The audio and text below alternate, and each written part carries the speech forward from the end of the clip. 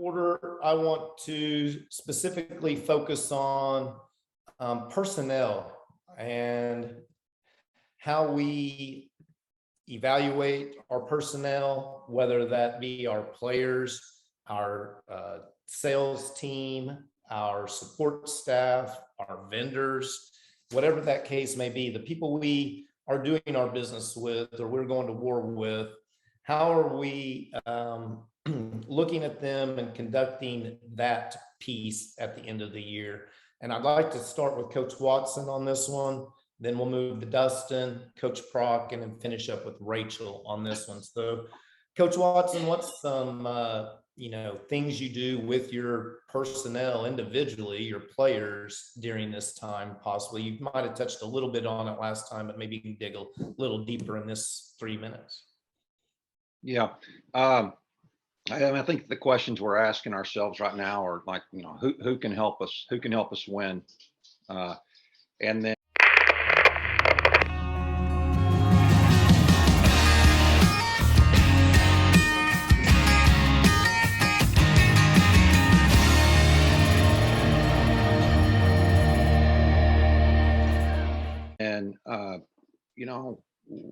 of our top producers, what are the things that they need to do better? I sat down with our point guard before the year started, and we talked about just being efficient, and especially at that spot on the floor, because he's really the guy that's, once they get on the floor and the ball starts moving, it's kind of out of my hands. So that dude's the guy that's kind of orchestrating the whole thing, initiating the whole thing. And so we sat down and we talked about, you've got to be more efficient.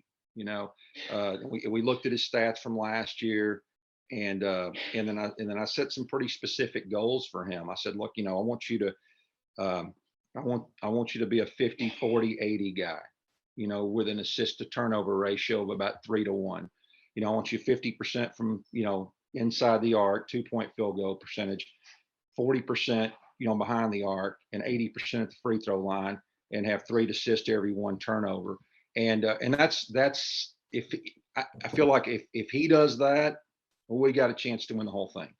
Now, and he's made huge strides. Okay. And that's not just limited to the point guard. You could argue that that's the most important spot on the floor, but I think every kid in our program has to be efficient when they're on the floor. So, so we evaluate all of that stuff. We bring guys in and we may show them film of, hey, like, what is causing you to miss the mark here? And a lot of times it's things like shot selection, or just, making poor decisions when you get into certain spots.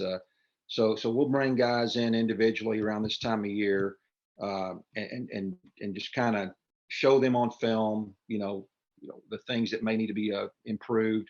And then other areas where, we have to kind of work with our personnel is, you may be dealing with injuries this time of year. We had a 3-year starter that was out for 7 games, and we just got him back on Tuesday, and just having to shuffle the deck and figure out who needs to be, taking those minutes and how we need to structure that. And then right before that first district game, unfortunately, we had a kid that's been playing really, really well for us, went down in practice, and we're going to be without him for, a fairly short period of time, but he's a big part of what we do. And there's a good chance he's not going to play in this tournament coming up this next week. And he's not going to probably play the first couple of district games coming back. If there's any district coaches on here, there's a little scouting report for you. But seriously, our question is, one of the questions we ask, okay, what does that do for us? Who takes those minutes? Does that affect our style of play at all? And this kid's, he's one of our big kids. Do we start playing a little bit faster? Do we press a little bit more? So those are the things that we kind of, have to talk about as a staff, and like I say, and Josh said this earlier, he relies on his staff a lot. Dustin mentioned that too, wants input from them. And one of the things I said years ago, I don't have to be the smartest person in the room. If I am the smartest person in the room, it's not a very smart room. And so, I rely heavily on the input of my assistant coaches, and then also what we call our leadership council, those guys that have been with us for a while. So, yeah, we're evaluating the personnel and trying to get the pieces in the right place going forward, because this is the most important part of our season coming up here. Okay. All right. Appreciate it, Coach. Dustin, from your business perspective, you've got a lot of different personnel you're looking at. Can you talk a little bit if you're shuffling them into different positions, what you're doing at the end of the year, personnel wise? Yeah. I'm listening to you coaches talk, and I'm thinking, well, maybe I did learn more from my baseball and football coaches than I thought. But really we do the same. Yeah. We do the same thing. Matter of fact, Coach Watson, I played for McKinney North. So hopefully you don't look my name up and it rings a bell and you reach out to Pratt. I don't think that would be a good phone call. But we do the same thing, right? Very, very similar to when we go in and set the vision, we break it down on a micro level down to close ratio. How many quotes are you doing a day? How many contacts are you getting? And then the way I look at life, just kind of very much like sports, right? Is either you can increase activity or you can increase close ratio, right? I can take more shots or I can get better at my shots that I do take. And so in my opinion, the success of the organization relies on both of those improving, right? How do I get more shot opportunities? And then how do I get more accurate at those opportunities that I do make? And then we role play around it, right? We set on the sales side, right? We set up role play. We reevaluate our referral partners. Hey, is this referral partner actually working with us as a partnership, or are they just sending us deals of just crazy Uncle Eddie, right? Nobody wants to do business with crazy Uncle Eddie. I want to do business with a guy that's got a couple of businesses and a couple of houses and somebody that's going to appreciate service and value over just a rate thing, right? So a lot of the insurance side is a rate game. So you try to get out of the rate and go into more of a financial planning of what's the service for you. So we do the same thing. We go in and we go, hey, this is your successes. This is where you're at. Do we need to add on? A lot of what we talked about this planning session was efficiency. Our sales team had some pretty big aspirations. Actually, I've got to say this quietly because their goals were less than mine for the agency. But at the end of the day, we realized that they didn't have the capacity based on timing. So we started going, hey, we have to backfill a hole. We've got to get a sales assistant in place and take off some of the other smaller things for them so that they can be front and foremost and actually operating and selling all the time. Let somebody else do the paperwork piece of that, be the TC, if you will, and then let them really be front and forward and operating in their best use. So that's a lot of what we do, right? Is right butts, right seats. Maybe it's the right person, but they don't have the skill set for this, right? So it's right for the organization. They're just in the wrong position. Or is it wrong person, wrong seat, right? Are they just not a fit? Kind of go back to activity and attitude is the only thing that you can control. And if you come in with a bad attitude or you come in and don't work, I don't want you part of the team. And I think that's synonymous through all in general. I caught in high school and college, and I was big on, hey, attitude and activity, right? Once you hit the field, let's get to work. We can go play afterwards. And I don't have a whole lot of patience on my team now, even as well, for attitude and activity. So I think that's really a big evaluation that I try to make is right butts, right seats. How's our attitude? How's our activity? What are the small tweaks that we can make inside of the organization? Do you ever have that, one person that you just identify you think is going to be a rock star, and do you pick them out and do anything special with that person? Ask me that again. Half the question was muted. Sorry. I'm sorry. So do you ever identify, I know like as coaches, we're identifying 8th graders, 9th graders, and we're trying to form them into, what they're going to be as varsity players. Are you doing that as well when you're evaluating your personnel? Absolutely. Yeah, for sure. So I could kind of break that down into two categories, right? So people that we want to recruit, I constantly have a list, and I'm checking up with people that I want to bring on at some point, kind of for our next run. And then inside of our organization, I'm always opening the opportunity for, hey, these are a couple of holes that we have this year. I'd love to promote within the company. This is what this entails and requires, and I'd love to help you build. Like, so for example, right now we're hiring another sales lead, and so I've sat down with all of our sales agents and said, this is what that entails. This is the responsibility that that relies on. I'm going to either be hiring somebody or I'm going to be building somebody else within the organization. And they, one or two typically come to me and go, hey, I want that role. Let's work on it. Right. And so then we go into coaching and training and all kinds of that stuff around it. So absolutely. Beautiful. Coach Prock, on the college side, I know you've got many personnel you're working with, not just your assistants, but I know you've got secretary staff, you've probably got social media staff now and different things that you didn't have back in the day. But, what are some things you're doing personnel wise with your team and with your staff? Well, first off, I think I'm going to kind of start this with the same way I started before. I always believe that the success of our team starts with me, and I have to, what I do is before I really get with my team or anything like that, like after our break here that we've had, is I always take the first couple of days and really reflect on what I've done and where I've been wrong and what I've done, and I meant to say this, the first part, we have 3 words that we surround our program with, and that's loving each other, serving each other, and caring for each other.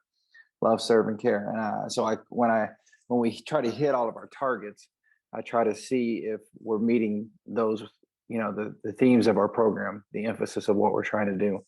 Am I loving these kids? Am I serving these kids? Am I caring for these kids? Am I doing it in the right way? And then obviously I look at and then I probably spend, Michael, a whole day where it's a long day for me, but I break down a lot of film, and I watch a lot of stuff, try to figure out where am I calling? What am I doing wrong? What have I done right? And so it really starts with me, number one, and secondly, I move on to my coaches. They have responsibilities. I break them up in regards to post guards and different positions and stuff like that. Do I have the right coaches with the right people? Are those kids getting better? Do I need to switch that? Do I need to figure out who needs to go with where and how we need to do that?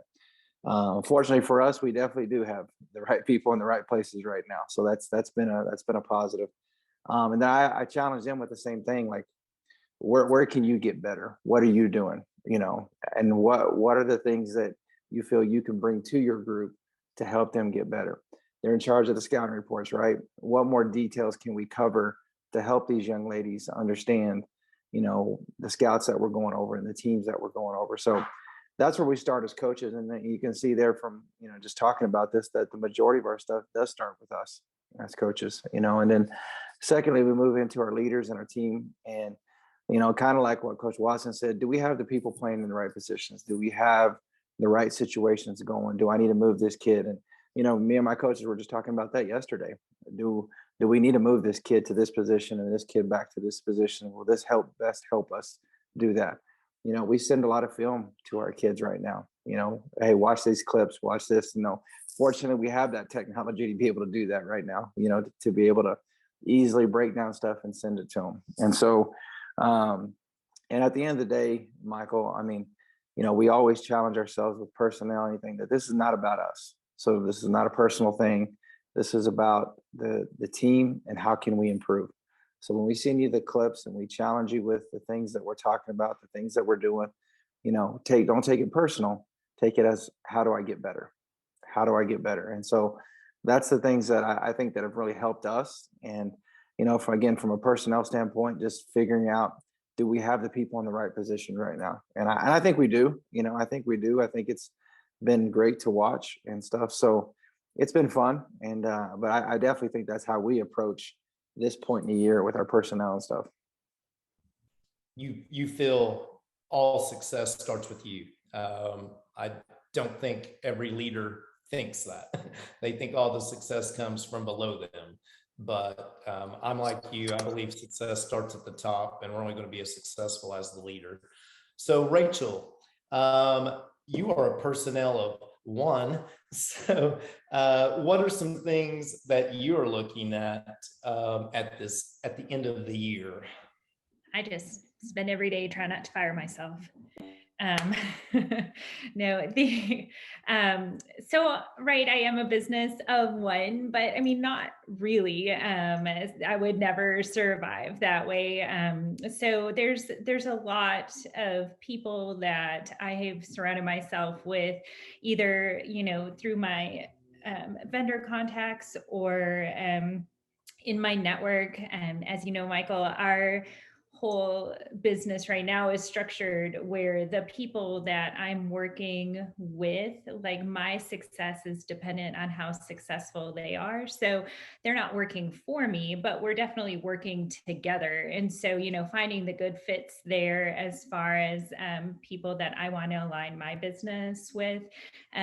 Additionally, like, we spend a lot of time talking about who, not how, where I feel like we are kind of trained to feel like if we have somebody else doing things for us, or we take somebody else's ideas, that somehow we are cheating, when the reality is it's just efficiency and being able to identify who's going to help you be the most successful and, the most efficient. And so I think that that's for sure key. And at this time of the year, kind of going back, because my who's for next year were not necessarily my who's for this previous year. Maybe I thought somebody was a who that wasn't actually a who, or, maybe what I needed from them, my business has now surpassed. And so now I'm looking for who I need to fill that area for me going forward. So there's a lot of reflection there going into the next year of my business, as well as like who I choose to use as preferred partners. Are they promoting my business, or am I just sending them business? At the end of the day, it really needs to be a mutual thing. And are the things that they're doing in their business aligned with the things that are important to me in my business? And kind of matching everything back up toward my business's mission statement and what I'm trying to do. And then, Coach Watson said, looking at stuff and saying, who can help us win? And that's the same for my business as well. And should be, in people's real estate businesses, if there are people there who, are using you or not providing things for you, that, I mean, business is business, and relationships are awesome, and you can keep those relationships, but they don't necessarily need to continue as your business relationships. And just kind of spending some time reflecting on what you want to accomplish going forward, and who those people are that are going to be able to help you do that. As well as my clients, I look at as my personnel, because I do run a referral business. And so, what I'm providing for my clients, the experience they have, the knowledge I've been able to get them, and, the quality of the transaction, how I'm treating them, and how, we are together for those are the people who are going to go on and be, refer me and build my business. So I look at clients that way too, and just reflect, on overall experiences of everybody in all my transactions. I love that Dustin, mentioned, and Rachel as well, how, you're pulling in these athletic coaches, the philosophies, and they're all blending together. That's why I wanted to get this group together, because I know there's so much of that. I wouldn't have been able to run or start a business without having the coaching experience I had, because I had to turn into coaching myself daily in order to do that. So the mindset and all of these things are the same. Coach Watson is building entrepreneurs and successful business people, as well as Coach Prock and any other coaches that are on here as well. It all blends together. And I think probably some of our best athletes and the people that got that mindset wise are going to be the best entrepreneurs out there as well. I would have to say, one of my mentors that's on the call, Coach Quigley, gave me this probably 20 years ago, which is John Wooden's 7-point creed that was hanging in my basketball office in my locker room, but now it sits in my real estate office because you still have to do the same things. But